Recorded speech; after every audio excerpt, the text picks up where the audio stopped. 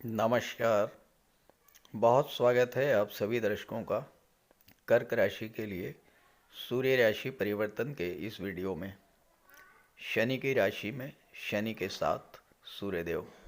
जी हाँ, 12 फरवरी 2025 रात्रि 10:50 पर ग्रहों के राजाधिराज भगवान भुवन भास्कर सूर्यदेव राशि परिवर्तन करके शनि की राशि कुंभ राशि में गोचर कर चुके हैं और 14 मार्च तक शनि की राशि में शनि के साथ गोचर करेंगे। सूर्यदेव प्रत्येक माह राशि परिवर्तन करते रहते हैं, लेकिन वर्ष में एक बार ही ऐसा अवसर आता है जब गोचर कुंडली में शनि सूर्य की युति बनती है, और वो अवसर आपके जीवन में 12 फरवरी से 14 मार्च के बीच आ रहा है। सूर्य का इस बार का ये गोचर बड़ा ही अद्भुत और विलक्षण है, क्योंकि सूर्य के इसी गोचर में आपको शनिजन्य कष्टों से पूरी तरह से मुक्ति मिलने जा रही है। 28 फरवरी को शनि अस्त हो जाएंगे और 9 अप्रैल को जब शनि उदित होंगे तो राशि परिवर्तन करके मीन राशि में जा चुके होंगे। 12 फरवरी से 14 मार्च के इस गोचर के दौरान 19 फरवरी तक सूर्य धनिष्ठा नक्षत्र में रहेंगे, जो कि मंगल का नक्षत्र है, और मंगल के माध्यम से अपना फल देंगे। 4 मार्च तक पूर्व भाद्रपद नक्षत्र में रहेंगे, जो कि गुरु का नक्षत्र है, और गुरु के माध्यम से अपना फल प्रदान करेंगे। तो इस तरह से इस गोचर काल में मंगल के माध्यम से भी और गुरु के माध्यम से भी सूर्यदेव फल प्रदान करेंगे। मंगल और गुरु दोनों ही सूर्य के मित्र हैं, इसलिए जिन जिन भाव में गुरु मंगल का गोचर है उन भावों से संबंधित शुभ फल आपको प्राप्त होंगे। इस गोचर की एक और महत्वपूर्ण बात यह है कि पूरे गोचर काल में सूर्य मंगल त्रिकोण पर होंगे, नवम पंचम योग बनाएंगे। इस तरह सूर्य मंगल दोनों ही एक्टिवेट होंगे और अपना पूरा फल प्रदान करेंगे। ज्योतिष शास्त्र में शनि सूर्य को एक दूसरे का प्रबल शत्रु माना गया है, लेकिन यही सूर्य शनि आपकी जन्म कुंडली में अगर अच्छे हुए तो प्रबल राजयोग कारक भी होते हैं। तो मैं पहले आपको ये समझाऊंगा कि सूर्य शनि युति किस तरह से कार्य करती है, किस तरह से ये प्रबल राजयोग कारक होती है। फिर बात करेंगे सूर्य के राशि परिवर्तन का कर्क राशि के जातकों के जीवन पर पड़ने वाले प्रभाव के बारे में। ये विश्लेषण आपकी चंद्र राशि के आधार पर किया जा रहा है और वीडियो के अंत में मैं आपको सूर्य के उपाय भी बताऊंगा। किसी भी जातक की जन्म कुंडली या गोचर कुंडली में अगर सूर्य शनि एक साथ किसी भी भाव में गोचर करें तो सूर्य शनि की युति बनती है। गोचर में हर वर्ष एक माह के लिए सूर्य शनि की युति बनती ही है। ज्योतिष शास्त्र में सूर्य शनि को एक दूसरे का प्रबल शत्रु माना गया है, क्योंकि सूर्य है प्रकाश, शनि है अंधकार। जब सूर्य शनि की युति बनती है तो सूर्यदेव शनि के अंधेरे को दूर कर जीवन में प्रकाश लाने का कार्य करते हैं, यानी कि शनि जन्य कष्टों से राहत दिलाने का कार्य करते हैं। हालांकि सूर्य पिता के कारक हैं, इसलिए ये युति पिता पुत्र में मतभेद की स्थिति बना देती है, या फिर पुत्र को पिता का साथ नहीं मिल पाता। कार्यस्थल पर बॉस या सीनियर से भी वैचारिक मतभेद की स्थिति बनती है। परिवार में भी वैचारिक मतभेद की स्थिति बनती है। स्वास्थ्य में भी कमी आती है। आर्थिक मामलों में भी उतार चढ़ाव देखने को मिलता है।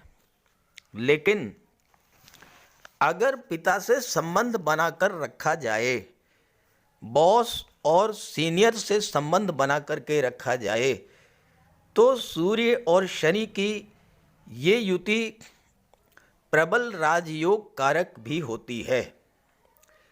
जो भी जातक शासन प्रशासन, राजनीति, न्यायपालिका या विदेश सेवा में उच्च पदों पर हैं, या वो जातक जो जीवन में हाई स्टेटस पर हैं, उच्च पदों पर हैं, चाहे वो किसी भी क्षेत्र में हों, व्यापार, चिकित्सा, गेम्स, स्पोर्ट्स, शिक्षा, न्यायपालिका, पुलिस प्रशासन या अन्य कोई भी क्षेत्र हो, उनके जन्म कुंडली में कहीं न कहीं या तो सूर्य शनि की युति बनती है, या सूर्य शनि का दृष्टि संबंध बनता है, या फिर शनि सूर्य का नवम पंचम योग होता है, या केंद्र त्रिकोण का संबंध बनता ही बनता है। शासन प्रशासन, राजनीति या किसी भी अन्य क्षेत्र में उच्चतम पद प्राप्त करने के लिए कुंडली में सूर्य और शनि का संबंध होना आवश्यक है। इस वजह से ये संबंध राजयोग कारक होता है। ये समझें किस तरह से ये संबंध व्यक्ति को बुलंदियों पर पहुंचा देता है, ये समझें। सूर्य क्या है? सूर्य है तेज, प्रकाश, प्रताप। सूर्य है शासन प्रशासन, राजनीति के कारक। सूर्य रॉयल स्टेटस के कारक हैं, अथॉरिटी और पावर के कारक हैं। सूर्य हमारी आत्मा, दाहिने नेत्र के कारक हैं। शनिदेव हैं बड़े भाई ताऊ के कारक, प्रोफेशन और लाभ के कारक, दशम भाव और एकादश भाव के कारक। शनि है परिश्रम, लगन, हार्डवर्क और जीवट। शनि है अनुशासन और टाइम की पंक्चुअलिटी। जब कुंडली में शनि सूर्य का संबंध बनता है तो ये सरकारी नौकरी का कारक बन जाता है। जब तक शनि के हार्डवर्क, अनुशासन, लगन और कर्मशीलता पर सूर्य के बल, तेज और प्रकाश का प्रभाव नहीं पड़ता है, तब तक कोई भी व्यक्ति किसी तरह के सरकारी पद, गवर्नमेंट जॉब में उच्च पद को प्राप्त कर ही नहीं सकता है। जो जातक IAS, IPS, IFS, civil services में उच्च पद धारण करते हैं, या जो जातक शासन प्रशासन, राजनीति में उच्च पद धारण करते हैं, उनकी कुंडली में कहीं न कहीं सूर्य शनि का संबंध अवश्य बनता है। इतना महत्वपूर्ण होता है सूर्य शनि की युति या सूर्य शनि का दृष्टि संबंध, जो कि किसी भी जातक की कुंडली में प्रबल राजयोग कारक होता है। हालांकि स्वास्थ्य संबंधी समस्याएं भी उत्पन्न होती हैं, जैसे कि नेत्र कष्ट, high blood pressure, angina pain, arthritis, जोड़ों में दर्द, घुटनों में दर्द, पिंडलियों में दर्द।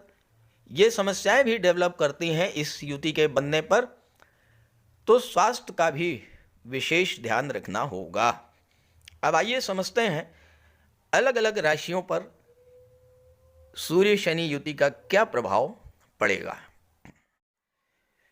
तो ये है कर्क राशि के जातकों की कुंडली।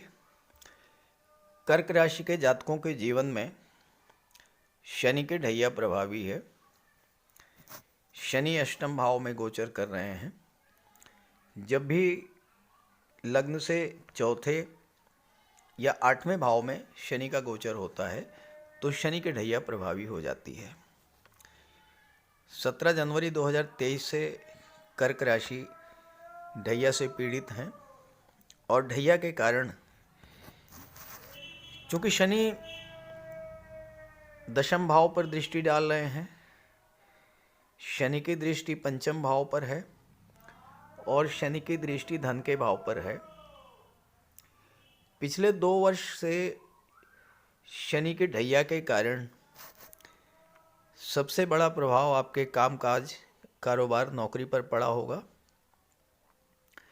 आपकी आर्थिक स्थिति खराब हुई होगी, परिवार से, संतान से दूरी बनी होगी, रिश्तों में एक अजीब तरह का रूखापन आया होगा।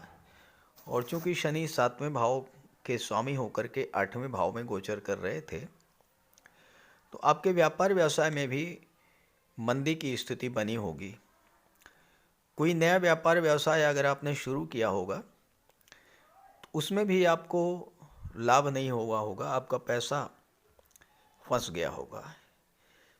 कमेंट करके बताइएगा, पिछले 2 वर्षों में स्वास्थ्य को लेकर के आप बहुत ज़्यादा परेशान हुए होंगे और स्वास्थ्य को लेकर ही आपका पैसा भी बहुत सारा खराब हुआ होगा।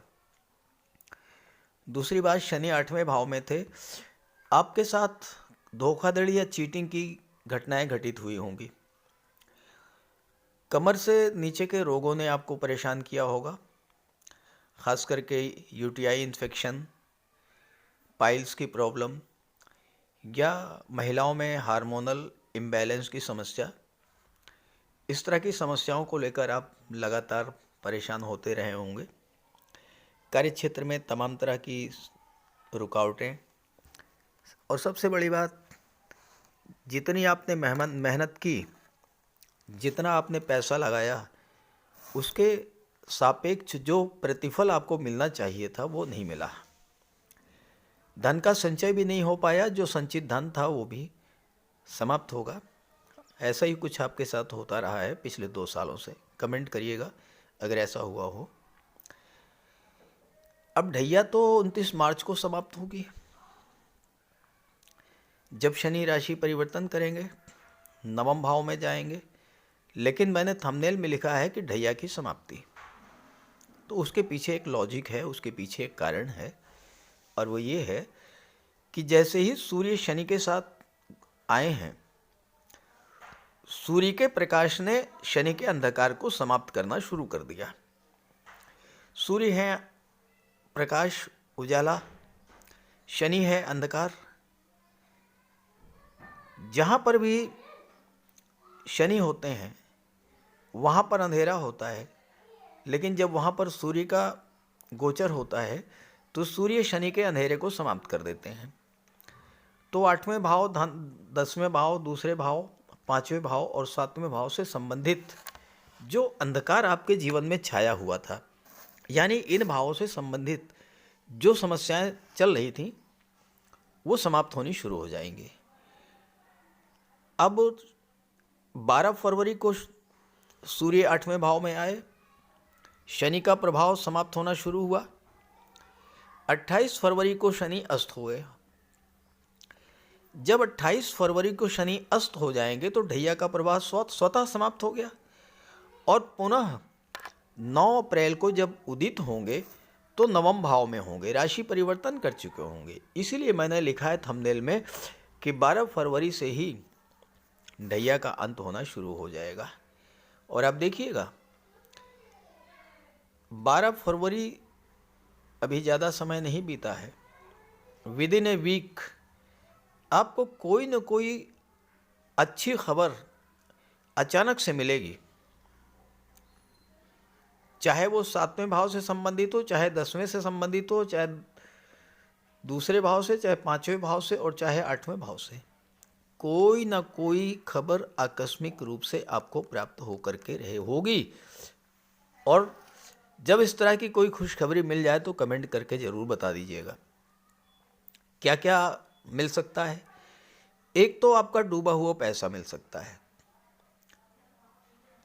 किसी को आपने पैसा उधार दिया, डूब गया, बिजनेस में पैसा डूब गया, गवर्नमेंट के पास पैसा फंस गया, किसी को लोन दिया वो पैसा नहीं मिला, इस तरह का पैसा। अचानक से धन लाभ ऐसी जगह से जहाँ से आपने सोचा भी ना हो, इंश्योरेंस के क्षेत्र से, मार्केटिंग के क्षेत्र से, ससुराल पक्ष से धन मिल सकता है। और अगर आप रियल एस्टेट से जुड़े हैं वहाँ से, कमीशन एजेंट हैं, शेयर ब्रोकर हैं, उस क्षेत्र से कहीं ना कहीं से आपको डूबा हुआ धन मिलेगा, अचानक धन लाभ होगा। कार्य क्षेत्र में जो विघ्न बाधाएं थी, रुकावटें थी, आप देखिएगा कि धीरे धीरे समाप्त होना शुरू हो जाएंगी।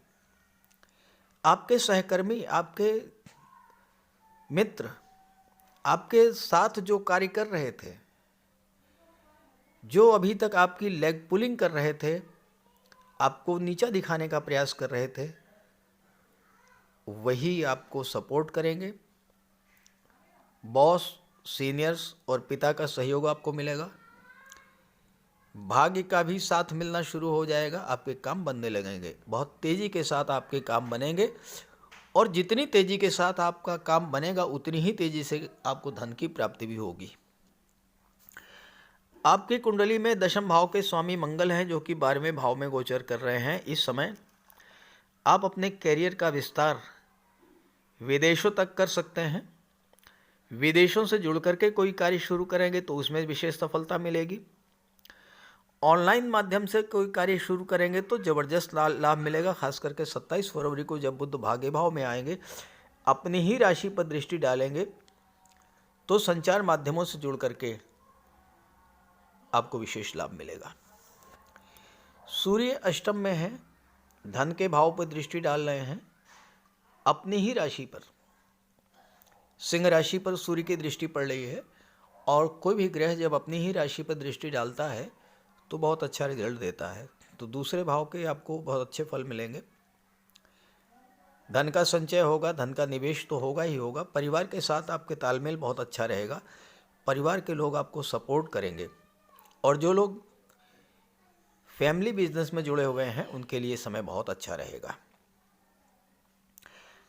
आपकी कुंडली में एक और बहुत महत्वपूर्ण गोचर है, और वो है शुक्र और गुरु का। 27 फरवरी से शुक्र बुध का लक्ष्मी नारायण योग भी बनेगा। शुक्र लाभ के स्वामी हैं। लाभ का स्वामी अगर भाग्य के भाव में गोचर करे, और भाग्य का स्वामी अगर लाभ के भाव में गोचर करे, तो बहुत ही शुभ स्थिति बनती है। ऐसी स्थिति अत्यंत दुर्लभ है। कभी कभी ही आपके जीवन में इस तरह की स्थितियां बनती हैं, और एक दो नहीं, पूरे 4 महीने तक, 14 मई 2025 तक गुरु भाग्येश होकर के लाभ के भाव में, शुक्र लाभेश होकर के भाग्य के भाव में। भाग्य और लाभ का संबंध अगर बन जाए तो फिर भाग्य भी सपोर्ट करता है, और भाग्य के सपोर्ट से आपको जबरदस्त धन का लाभ होता है। और ये स्थिति आपके जीवन में 4 माह तक बनी रहेगी। अब गुरु लाभ के भाव में बैठे हैं, संतान का लाभ कराएंगे। छात्रों के लिए सफलता का योग बनेगा, क्योंकि छठे भाव के स्वामी होकर के लाभ में बैठे हैं। छठा भाव नौकरी का होता है। नौकरी का स्वामी जब लाभ के भाव में बैठेगा तो नौकरी का लाभ मिलेगा, सीधी सी बात है। तो छात्रों के लिए भी गुरु का गोचर 14 मई तक जबरदस्त लाभ की स्थितियाँ लेकर के आ रहा है। नौकरी मिलने का योग है। एफर्ट करेंगे, प्रयास करेंगे, सफलता मिलेगी। पंचम के स्वामी विदेश में बैठे हैं। इसमें आपके विदेश संबंधी कार्य बनने शुरू हो जाएंगे। जो लोग विदेशों से किसी भी तरह से जुड़े हुए हैं उनके लिए हर तरह का लाभ मिलेगा। विदेशी व्यापार से लाभ मिलेगा। विदेश में आप सेटल हो सकते हैं। उच्च शिक्षा के लिए विदेश जाएंगे आप। और ख़ास करके अगर आप मेडिकल और सर्जरी के क्षेत्र में, गेम्स या स्पोर्ट्स के क्षेत्र में, इंजीनियरिंग और टेक्नोलॉजी के क्षेत्र में विदेश जाना चाहते हैं तो बहुत अच्छा योग बन रहा है। किस्मत आपकी बुलंद है, क्योंकि चौथे भाव के स्वामी शुक्र हैं, जो कि भाग्य के भाव में बैठे हैं। इन 4 महीनों में आपकी बहुत सी अधूरी इच्छाएं पूरी होंगी, खास करके चौथे भाव से संबंधित। भूमि, भवन, प्रॉपर्टी की इच्छाएं आपकी पूरी होंगी। मन ढैया के कारण आपका लगातार अशांत चल रहा था। घर का माहौल ठीक नहीं चल रहा था। घर में तनाव का वातावरण था, कलह का वातावरण था, माता का स्वास्थ्य खराब था। इस तरह की मानसिक चिंताओं से आप त्रस्त थे कि कभी कभी आपके मन में ये होता था कि छोड़ो घर, ये सब, घर छोड़ के कहीं और भाग चलो, किसी और जगह जाओ जहाँ मन को शांति मिले। ऐसा आपके साथ हुआ होगा? कमेंट करके बताइएगा। अब ये स्थिति है कि चौथे भाव का स्वामी भाग्य में गोचर कर रहा है, तो भाग्य से आपको सुखों की प्राप्ति हो, घर का माहौल अच्छा रहेगा, घर में प्रेम सौहार्द का वातावरण बनेगा। आपको जो सम्मान मिलना चाहिए घर में वो सम्मान मिलेगा। परिवार से आपके संबंध अच्छे होंगे और घर का डेकोरेशन, घर की साज सज्जा, कोई नए घर में प्रवेश, नए वाहन खरीदना, घर की सुख सुविधा के साधन खरीदना, इस तरह के कार्य इन 4 महीनों में होने जा रहे हैं। तो इस गोचर का लाभ उठाइए। और कर्क राशि के स्वामी है चंद्रमा, चंद्रमा के मित्र हैं सूर्य, तो सूर्यदेव का उपाय जरूर कीजिएगा, आपको विशेष लाभ मिलेगा। बात करते हैं उपायों पर। सूर्यदेव को प्रसन्न करने का सबसे बड़ा उपाय है प्रातःकाल सूर्योदय से 1 घंटे के भीतर स्नान ध्यान से निवृत्त होकर के एक तांबे के जल में तांबे के लोटे में जल, गंगा जल, अक्षत, रोली, लाल चंदन और लाल पुष्प ये मिला करके सूर्यदेव को जल अर्पित कीजिए। 3 बार में जल अर्पित कीजिए और ओम सूर्याय नमः का जाप करते रहिए। इसके बाद एक लाल आसन पर बैठ जाइए और गायत्री मंत्र का जाप कीजिए। सूर्य पिता के कारक होते हैं। अपने पिता का सम्मान कीजिए, पिता का आशीर्वाद प्राप्त कीजिए। भूल करके भी अपने पिता का अपमान मत कीजिए। अगर आप कर सकें तो रविवार को व्रत रखें, सूर्यदेव को जल अर्पित करें और लाल रंग के वस्त्र, गुड़ या चने की दाल का दान करें। पीले रंग के वस्त्र धारण करें और पीले रंग के ही खाद्य पदार्थों का सेवन करें। भगवान विष्णु की पूजा करें। जब भी घर से बाहर जाएं, थोड़ा सा मीठा खाकर उसके ऊपर पानी पीकर घर से बाहर निकलें। आदित्य हृदय स्तोत्र का पाठ करें और गायत्री मंत्र का जाप करें। इन सब उपायों को करने से सूर्यदेव प्रसन्न होंगे और सूर्य के सभी लाभ आपको प्राप्त होंगे।